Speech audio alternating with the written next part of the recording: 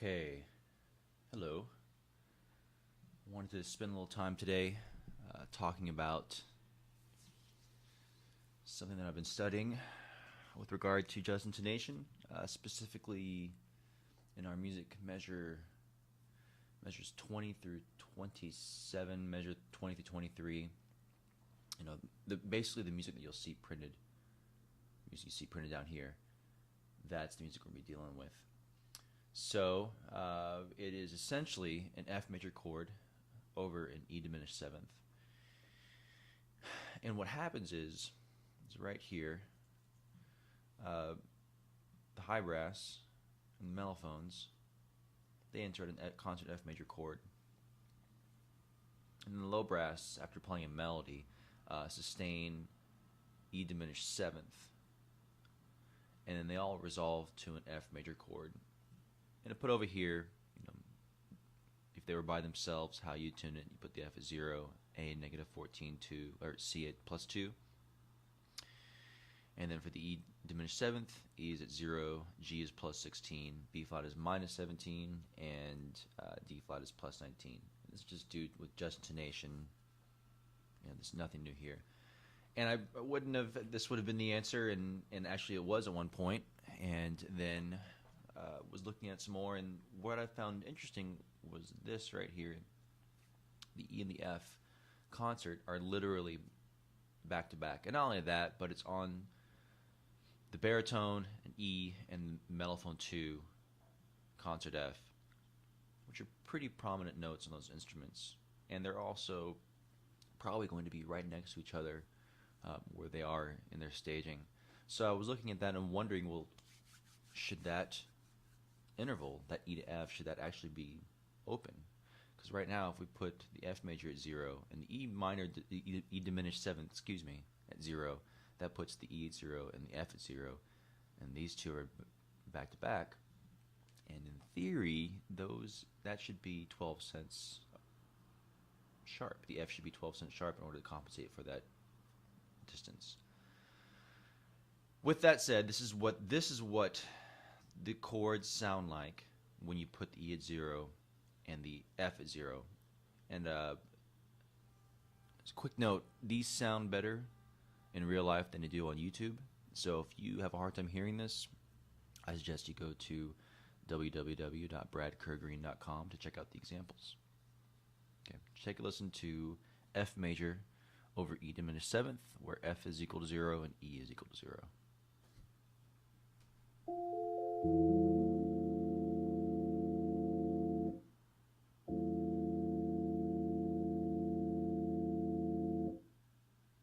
All right. So pros. It's the simplest solution. Putting the E at 0, putting the F at 0, and just tuning them as two separate chords and just going with it. One of the pros that both chords will be relatively close to the center of 0. Cons is that, as I said before, the E and the F are right next to each other, and if you tune both at 0, then that distance won't in theory, again, this is just thoughts, that distance will be too close.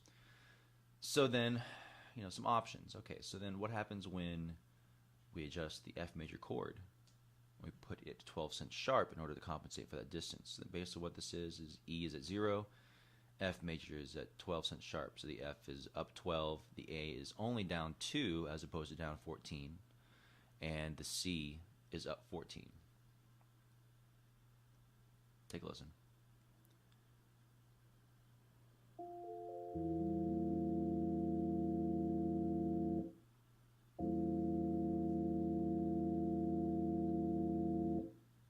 Okay, and now another example where I start at 0 and gliss to where the F major is 12 cents sharper. And again, these are subtle differences, so if you can't hear it on YouTube, I suggest you go to bradkergreen.com and check out the recordings on there. And even on there, really, really subtle difference, but check it out. Here's the gliss.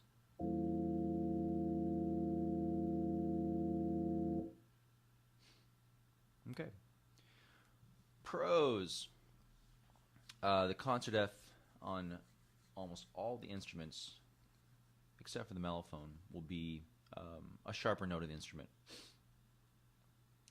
Concert A, so then it would be easier to tune closer to 12 cent sharp because tendency the F is to be sharp anyway. Not that sharp, but definitely on the sharper side. Concert A ends up being closer to 0.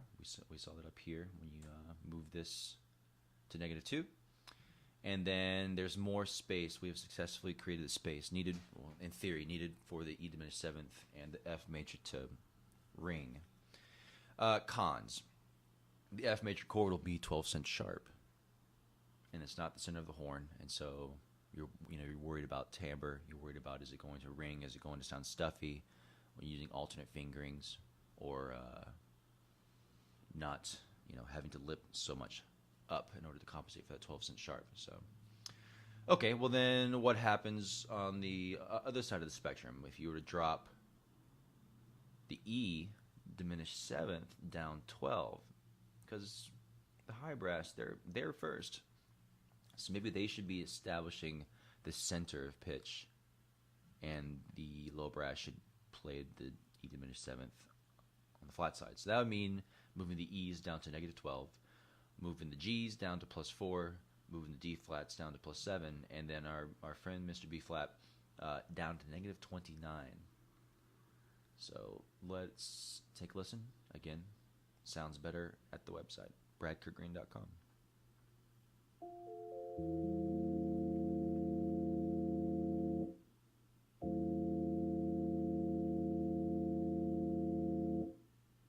And again with the glissando, again, E diminished 7th, in tune, 12 cents flat.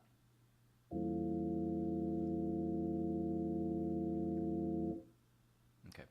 The pros, concert G and concert D flat are closer to 0, much closer, which is fun. Opens up the space successfully between the E diminished 7th and the F major. Cons. The concert E will be 12 cents flat in general. The chord will be flat chord. Worried about timbre. And then the concert B flat is almost 30 cents flat, and that's kind of hard to do, although it is B flat. So you're dealing with the open note of the horn that you can lip down, but then again you're concerned about timbre and tone quality. So if you check out all the chords, I guess a rhetorical question, if you'd like to answer it on my blog, or if you have my email address, you can answer it that way too.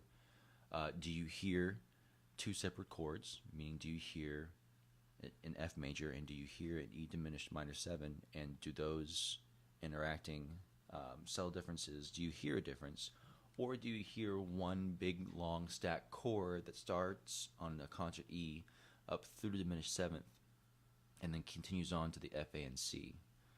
In which case, does it sound better to open up the F? And what I've noticed is, although when I listen real hard, I can hear the subtle differences, especially with regard to the A and the C, when you put the F a little higher. But all in all, I have my own theories, and certainly when you apply it to acoustic instruments, when you apply it to the brass, it's going to have reality sink in. So I'm looking forward to applying this data, but any sort of opinions or additions that you would like to offer, corrections in the data, anything is welcome. So I appreciate your time, and thank you very much.